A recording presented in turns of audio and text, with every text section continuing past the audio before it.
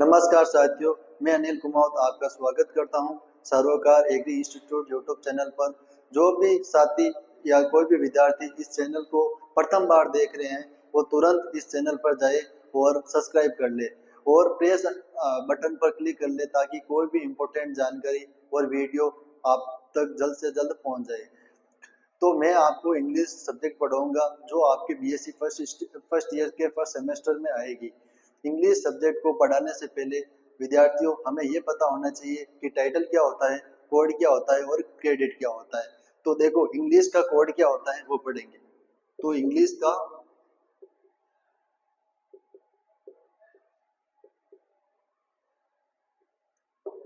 देखो इंग्लिश का कोड क्या होगा, ENG 111। देखो ENG 111 का मतलब क्या होता है, इधर देखिए इस वन जो पहली बार जो वन आ रहा है उसका मतलब क्या होगा, फर्स्ट ईयर। इस वन का मतलब क्या होगा, फर्स्ट सेमेस्टर।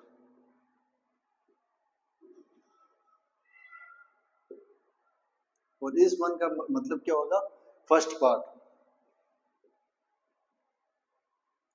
यानी जो तुम्हारा इंग्लिश सब्जेक्ट है उसमें फर्स्ट ईयर में जो फर्स्ट सेमेस्टर है उसमें जो फर्स्ट पार्ट आएगा वो सिलेबस हम डिस्कस करेंगे और वो सारे टॉपिक्स हम बीएससी फर्स्ट एग्रीकल्चर में पढ़ेंगे। तो अब आगे देखेंगे कि कोड क्या होता है। तो साथियों कोड हमने देख लिया, अब आगे देखेंगे टाइटल क्या होगा। तो देखो टाइटल में क्या है कि कंप्रेंसिएशन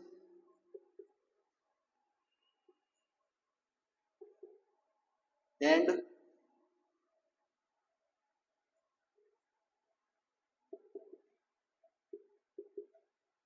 कंप्रेंसिएशन एंड कम्युनिकेशन स्किल्स। देखो टाइटल में क्या पढ़ेंगे, कंप्रेंसिएशन एंड कम्युनिकेशन स्किल्स। कंप्रेंसिएशन का मतलब होता है समझना, बेसिक मतलब जो इंग्लिश की रीडिंग है, जो इंग्लिश क्या बोल रही है वो सब पैसेज वगैरह अच्छे से अच्छे हम जो मैं स्टोरी बताऊंगा उनसे आपकी इंग्लिश इंप्रूवमेंट होगी, यानी इंग्लिश अच्छी होगी। और कम्युनिकेशन स्किल, कम्युनिकेट करना, कम्युनिकेट मतलब एक पर्सन दूसरे पर्सन से जो कम्युनिकेशन करता है किसमें, इंग्लिश में, उसे कम्युनिकेशन स्किल्स बोलेंगे। इंग्लिश ज्यादा से ज्यादा बोलकर और ज्यादा से ज्यादा जो हम चीजें देख रहे हैं अगर वो इंग्लिश में देखेंगे तो हमारी जो कम्युनिकेशन स्किल्स है वो भी अच्छी होगी। तथा अगर हमें अपनी कम्युनिकेशन स्किल अच्छी करनी है तो जो भी विद्यार्थी अपने जो आसपास के जो फ्रेंड है उनमें उनसे हमेशा इंग्लिश के वर्ड यूज करेगा, अच्छे अच्छे इंग्लिश बोलने की कोशिश करेगा तो उसकी ऑटोमेटिकली जो स्किल्स है, कम्युनिकेशन स्किल्स है वो इम्प्रूव हो जाएगी। और देखो टाइटल क्या हो गया ये पढ़ लिया, हम आगे पढ़ेंगे क्रेडिट क्या होता है। तो देखिए जो हमारे एग्रीकल्चर बीएससी फर्स्ट ईयर का जो इंग्लिश का क्रेडिट है वो क्या है, 2 1 + 1। देखो वन यानी जो इंग्लिश का क्रेडिट, इंग्लिश कितना क्रेडिट किया, वन क्रेडिट किया, तथा वन, ये वन का मतलब है कि प्रैक्टिकल। और इस वन का क्या मतलब है, थ्योरी। यानी जो बीएससी फर्स्ट ईयर तुम्हारे जो सब्जेक्ट है उसमें जो क्रेडिट है, इंग्लिश क्रेडिट है वो वन वन है और प्रैक्टिकल भी वन है। मतलब इस इंग्लिश सब्जेक्ट में तुम्हारा एक प्रैक्टिकल होगा तथा थ्योरी भी होगी। मतलब 100 नंबर का पेपर होगा, 100 नंबर में 20 नंबर का क्या होगा, प्रैक्टिकल होगा और 80 नंबर की क्या होगी, थ्योरी होगी। तो वन मतलब प्रैक्टिकल होगा इंग्लिश सब्जेक्ट में और थ्योरी भी होगी। 1 नंबर का क्रेडिट थ्योरी का हो गया और 1 नंबर का प्रैक्टिकल हो गया। देखो ये हमने समझ लिया, तो अब आगे समझेंगे कि जो इंग्लिश सब्जेक्ट है उसमें कौन कौन से टॉपिक्स आएंगे, आपका सिलेबस हम एनालिसिस करेंगे। तो बच्चों इधर देखिए जो तुम्हारा इंग्लिश सब्जेक्ट है,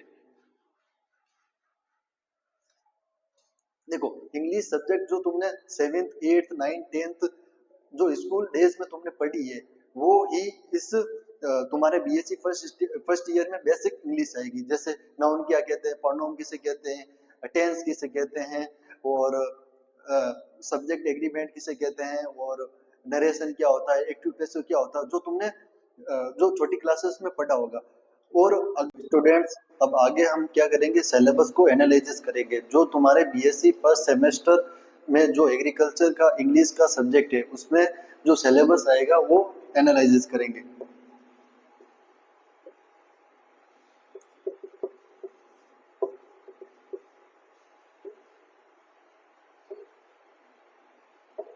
तो ठीक है बच्चों, जो तुम्हारा ना मेन टॉपिक्स है वो, जो तुम्हारा एग्रीकल्चर जो भी मिनिस्टर है वगैरह जो पेपर बनाते हैं वो ये टॉपिक के हर बार क्वेश्चन आते हैं। तो देखो पहला टॉपिक का नाम है टेंस। देखो टेंस तुमने छोटी क्लासों में भी पढ़ा होगा, फिफ्थ से लेकर जो तुमने स्कूल करी, fifth six seven eight nine ten eleven twelfth, यहाँ तक है ना ये टेंस चलता है। इंग्लिश सब्जेक्ट कंपल्सरी सब्जेक्ट होता है हर स्कूल का, उसमें टेंस तो एक मतलब इम्पोर्टेंट टॉपिक है। टेंस में तुमने पढ़ा होगा कि या फिर अच्छे से मैं पढ़ाऊंगा तुम्हें। टेंस यानी जिसमें हम समय को समय का अध्ययन करते हैं, जो हमारा भूतकाल है, भविष्य काल है और जो वर्तमान काल अभी चल रहा है, उसमें चार चरण होते हैं। प्रेजेंट सिंपल हो गया, जैसे सिंपल वर्तमान की बात कर रहा हूँ, प्रेजेंट सिंपल हो गया, प्रेजेंट कंटिन्यूस हो गया, प्रेजेंट परफेक्ट हो गया और प्रेजेंट परफेक्ट कंटिन्यूस हो गया। तो इनमें किस टाइप के फॉर्मूले लगते हैं और मतलब वर्ब कैसे लगती हैं, सब्जेक्ट को आगे रखते हैं या पीछे रखते हैं, और जिस टाइम हम फॉर्मूला लिख रहे हो तो किस चीज की सावधानी रखनी पड़ती है, वो सारा का सारा अध्ययन हम अच्छे से क्लास में करेंगे जब हम टेंस पढ़ाएंगे। और दूसरा जब टॉपिक है तुम्हारे, वो उसका क्या नाम है, मॉडल। क्या नाम है, मॉडल। तो देखिए मॉडल क्या होता है, मॉडल एक प्रकार की क्या होती है, बेस फॉर्म होती है। मतलब मॉडल एक प्रकार का वर्ब भी होता है जो हमेशा, जैसे should, could, can, should, can, और टू, और माइट, और वुड, ये सब क्या है, सोल, विल, ये सब मॉडल्स है। मॉडल्स के पीछे हमेशा बेस फॉर्म लगेगी। बेस फॉर्म क्या होती है बच्चों, वर्ब की फर्स्ट फॉर्म। तो ये सारे मॉडल्स, मतलब शुड के पीछे क्या लगेगा, कुड के पीछे क्या लगेगा, कुड पास्ट टेंस में लगेगा या सिंपल टेंस में लगेगा, पहले टेंस पढ़ेंगे, उसके बाद का टॉपिक है मॉडल, वो हम बाद में पढ़ेंगे। इसके बाद जस्ट बाद मॉडल पढ़ेंगे। तीसरा चैप्टर का नाम है एक्टिव एंड पैसिव।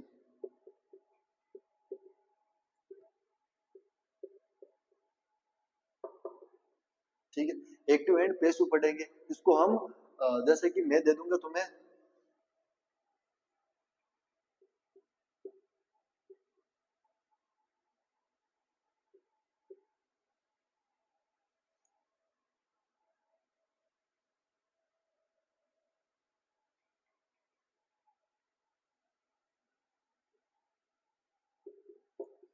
देखो Ram is going to temple, Ram कहाँ जा रहा है, मंदिर जा रहा है। तो इसको किसमें, पैसिव फॉर्म, मतलब पैसिव वॉइस में हमें लिखना है। तो कैसे लिखेंगे, राम इज,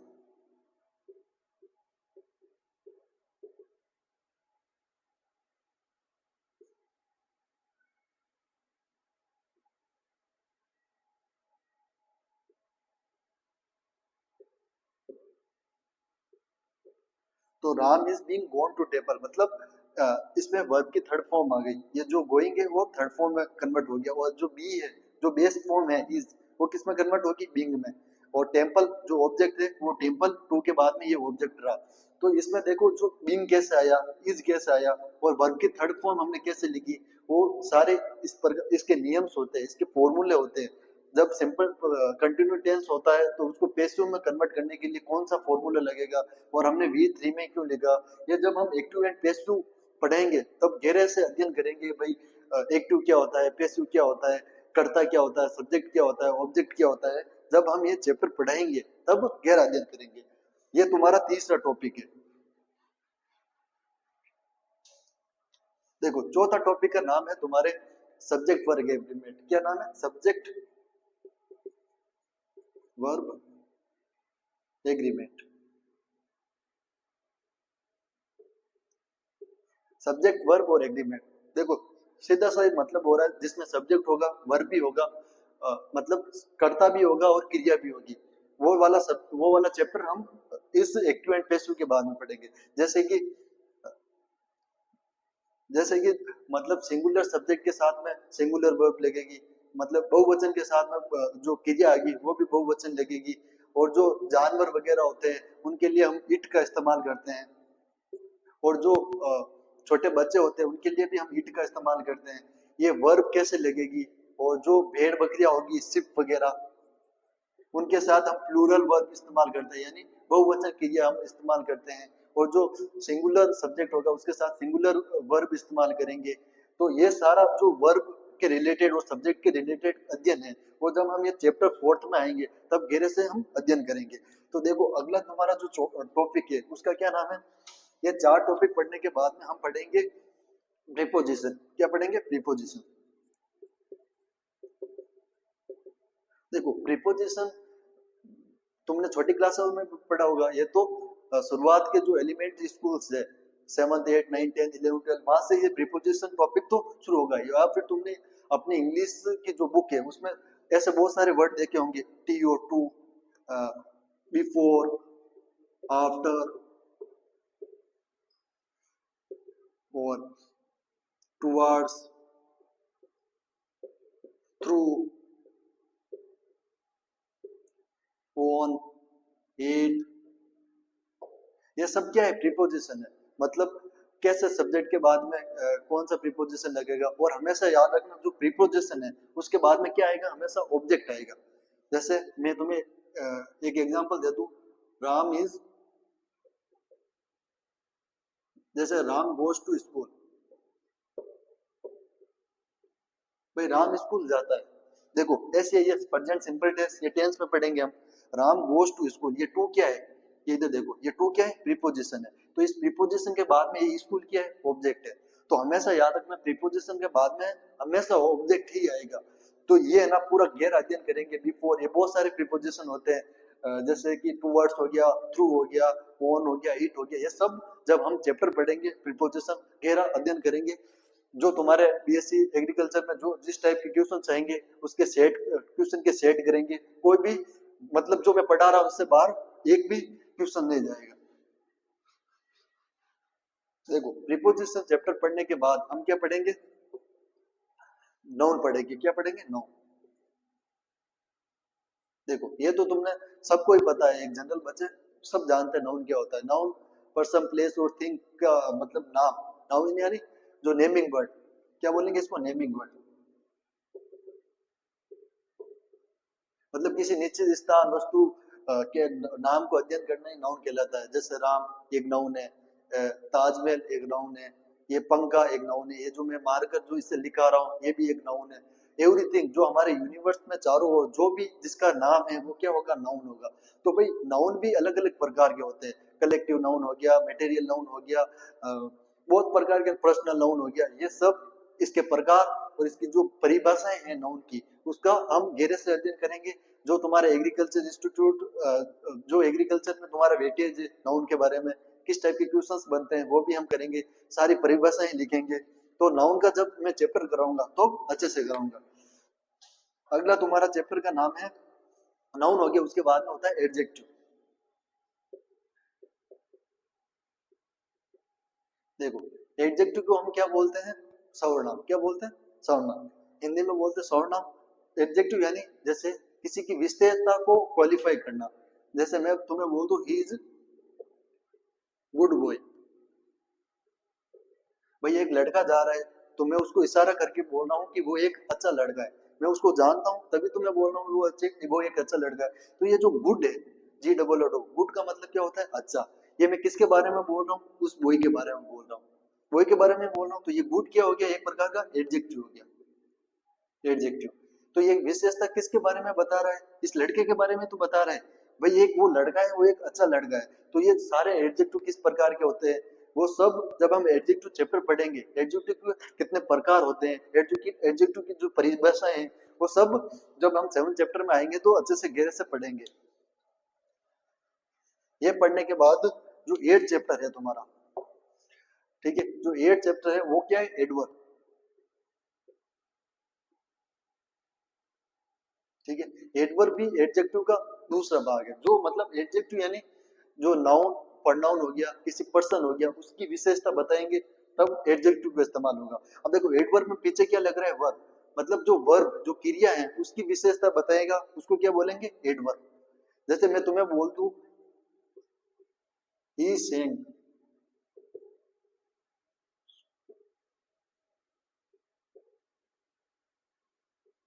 मतलब वो गाना गा रही है कैसे? स्वीटली, मतलब बढ़िया गाना गा रही है, अच्छा गाना गा रही है। तो देखो सिंग क्या हो गया? वर्ब। और सॉन्ग क्या हो गया? मतलब गाना। कैसा गा रही है? स्वीटली। ये स्वीट क्या हो गया? एक वर्ब भी तो हो गया। और पीछे एल वाई लगा दिया, मतलब ये बढ़िया तरीके अच्छा गाना गा रही है। तो ये स्वीटली क्या हो गया? यहाँ पर एडवर्ब हो गया। क्या हो गया? एडवर्ब। मतलब जो ये वर्ब, ये जो गाना है वो जो गा रही है उसकी ये विशेषता बता रहा है ना भाई कि अच्छा गाना गा रही है, कैसा गाना गा रही है, स्वीटली गाना गा रही है, तब ये इसकी वर्ब की विशेषता बता रहा है। तो ये वर्ड क्या हो गया, एडवर्ब हो गया। तो एडवर्ब क्या होता है, इसकी परिभाषा क्या होती है, इसका जो भी प्रकार है वो जब हम चैप्टर पढ़ाएंगे वो अच्छे से मैं तुम्हें बता दूंगा। देखो, एडवर्ब पढ़ने के बाद हम पढ़ेंगे 9th चैप्टर, उसका क्या नाम है, हाँ, उसका नाम है वर्ब। क्या पढ़ेंगे, वर्ब। तो भैया बच्चों, तो वर्ब है ना 4 प्रकार, तुमने अभी तक पढ़ा होगा कि first verb, second verb, third verb, लेकिन वर्ब 4 प्रकार की भी होती है। देखो, फर्स्ट वर्ब क्या होता है, जिसके पीछे वर्ब की फर्स्ट फॉर्म, जिसके पीछे एस लग जाए, ठीक है, या ईएस लग जाए। एस किसके पीछे लगेगा, जो सिंगुलर होगा, और ईएस किसके पीछे लगेगा, मतलब एस और ईएस हमेशा सिंगुलर प्लूरल के साथ लगेगा। वर्ब की सेकंड फॉर्म भी होती है जो पास्ट टेंस में इस्तेमाल करते हैं, वर्ब की थर्ड फॉर्म भी होती है, और वर्ब की फोर्थ फॉर्म भी होती है। जिसके पीछे आईएनजी लगा होता है ना, वो वर्ब की फर्स्ट फोर्थ फॉर्म भी होगी। जब हम चैप्टर वर्ब वाला पढ़ेंगे तो अच्छे से तुम्हें वर्ब के बारे में अच्छा अध्ययन करवा दूंगा। तो देखो, 9 चैप्टर तो ये हो गए, अब आगे मैं तुम्हें बताऊंगा।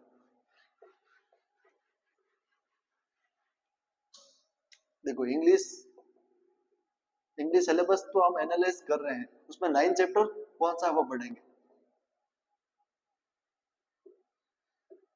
देखो, 8 तक तो हमने पढ़ लिया, 9 चैप्टर पढ़ेंगे हम कि भाई होमोफोन्स क्या होते हैं। ठीक है, होमोफोन्स क्या होते हैं, जैसे एक कोई वर्ड होगा उसके 2 मीनिंग होंगे, उसको हम होमोफोन्स बोलेंगे। जैसे मैं तुम्हें बोलूं हेयर और HEIR, हेयर। अब हेयर का मतलब तो बाल भी होता है, और इस हेयर का मतलब क्या होता है, उत्तराधिकारी। जब हम एक राजा किसी सिंहासन पर बैठता है तो उसका बेटा बेटा क्या होगा, हेयर होगा, मतलब उसका उत्तरदायित्व होगा, उत्तरदारी होगा, मतलब उसके राजा के मरने के बाद में जो अगली जो गद्दी संभालेगा वो कौन होगा, हेयर होगा। मतलब अलग अलग वर्ड के जो दिखते हैं एक जैसे हैं, जब हम बोलते हैं उसका प्रोनाउंसिएशन सेम निकलता है, लेकिन जो वर्ड हम लिखते हैं उनके मीनिंग अलग अलग होते हैं। उनको क्या बोलेंगे, हम होमोफोन्स बोलेंगे। जैसे मैं तुम्हें और बोल दूं,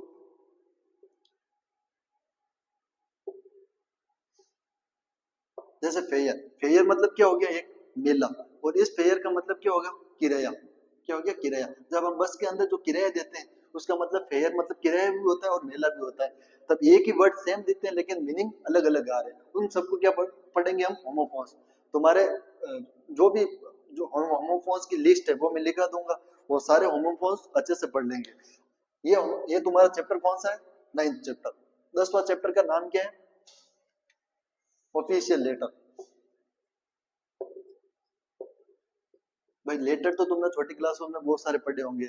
हम एप्लीकेशंस लिखते हैं, अपने प्रिंसिपल को लिखते हैं, कोई मतलब अधिकारी होता है, अपने कोई सोसाइटी में किसी प्रॉब्लम, मतलब मान लो कोई गंदगी है, पूरी जो सोसाइटी के लोग हैं उनको गंदगी से प्रॉब्लम है, तो अपने जो भी एक अधिकारी है उसको कोई लेटर लिखना चाहेगा, तो वो कौन सा लेटर होगा, ऑफिशियल लेटर।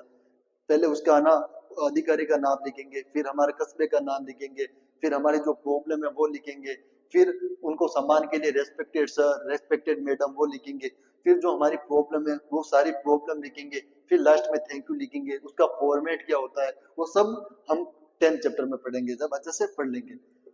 ठीक है, तो 11th चैप्टर का नाम है आर्टिकल। क्या है, आर्टिकल। देखो, आर्टिकल क्या होता है, आर्टिकल 3 प्रकार के होते हैं, द, ए और एन। द, ए और एन, ये आर्टिकल हमेशा नाउन से पहले लगेंगे। जैसे मैं बोल दूं द ताजमहल, देखो ताजमहल क्या है, एक नाउन है, नाउन को कौन क्वालिफाई कर रहा है, ये द मतलब उस ताजमहल के बारे में बोल रहा हूँ तो द लग गया।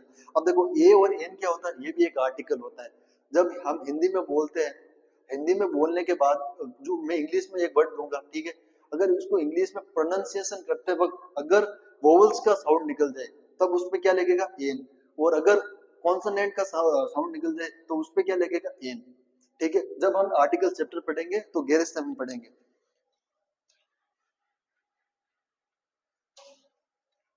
अगला है 12th चैप्टर। तो देखो 12 चैप्टर का नाम है डिटर्मिनेंट।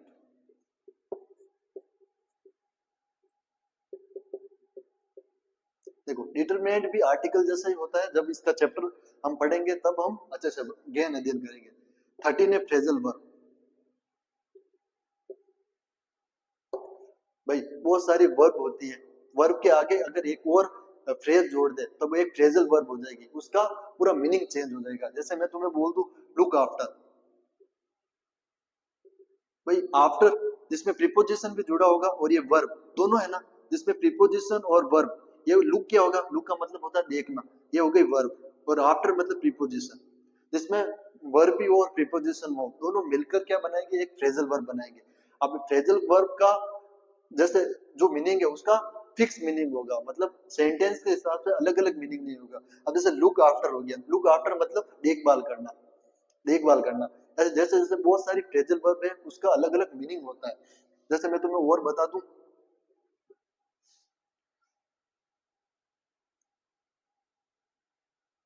जैसे कि केयर ऑफ होगा, केयर ऑफ मतलब देखभाल करना। ऐसे बहुत सारी फ्रेजल वर्ब है, जब चैप्टर पढ़ाएंगे तब अच्छे से गहरा अध्ययन करेंगे। अगला 14 चैप्टर का तुम्हारा नाम है, वो है सिनोनियम्स एंड एंटोनियम्स।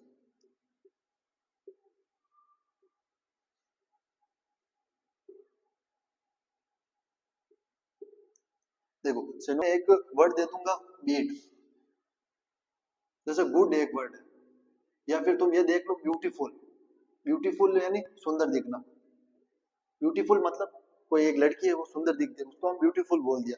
तब इसका उल्टा एंटोनियम क्या होगा, हगली, UGLY। देखो हगली का मतलब क्या होता है, मतलब जो बदसूरत दिखती हो। तब ये ब्यूटीफुल का उल्टा हगली होता है ना, तभी हगली इसका क्या हो जाएगा, एंटोनियम। और ब्यूटीफुल, ब्यूटीफुल के सेम ऐसे ऐसे वर्ड्स बहुत सारे होंगे जो ब्यूटीफुल में आएंगे, जैसे कि हो गया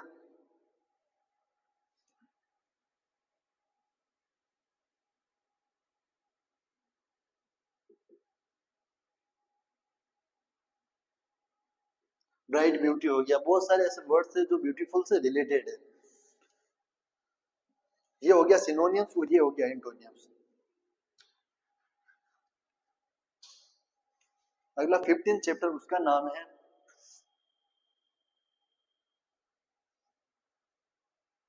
नरेशन। क्या है नरेशन, देखो नरेशन में रूल्स होते हैं, जो नियम्स होते हैं, पहले वो हम पढ़ेंगे। और जो सेंटेंस है उसको नरेशन दो प्रकार के होते हैं, एक तो डायरेक्ट और एक दूसरा होता है इनडायरेक्ट। हमें तुम्हारे जो एग्जामिनर है वो डायरेक्ट और इनडायरेक्ट की अगर परिभाषाएं लिखाऊंगा पहले तो वो पूछेंगे तो लिख लोगे, और डायरेक्ट और इनडायरेक्ट के सारे फॉर्मूले लिखाऊंगा, नियम्स लगाऊंगा कि भाई जो प्रेजेंट सिंपल है वो इनडायरेक्ट में कन्वर्ट करने के लिए प्रेजेंट सिंपल किस में कन्वर्ट हो जाएगा, और इनडायरेक्ट को डायरेक्ट में कन्वर्ट करने के लिए कौन से नियम और रूल्स लगेंगे, वो सब नरेशंस में पढ़ेंगे। ठीक है। 16 चैप्टर का नाम है तुम्हारा रिपोर्ट। क्या है रिपोर्ट, ठीक है भाई, एक रिपोर्ट तैयार करो, मतलब जो मान लो कि हमें किसी से हमारे बारे में अखबार में छिपवाना है। हम मान लो तुम्हें एक जॉब चाहिए, ठीक है, जॉब चाहिए, तो ऐसे तो कोई जॉब देगा नहीं, उसके लिए एक रिपोर्ट लिखवानी पड़ती है। वो रिपोर्ट तुम कहाँ एडवर्टीजमेंट करोगे, एडवर्टीज यानी न्यूज़पेपर में छपवाओगे, या फिर जो भी बड़ी बड़ी कम्युनिटीज होगी, या फिर जो भी बड़े ऑफिस होंगे उसमें तुम अपनी रिपोर्ट लेके जाओगे, तभी तुम्हें जॉब पर रखेंगे।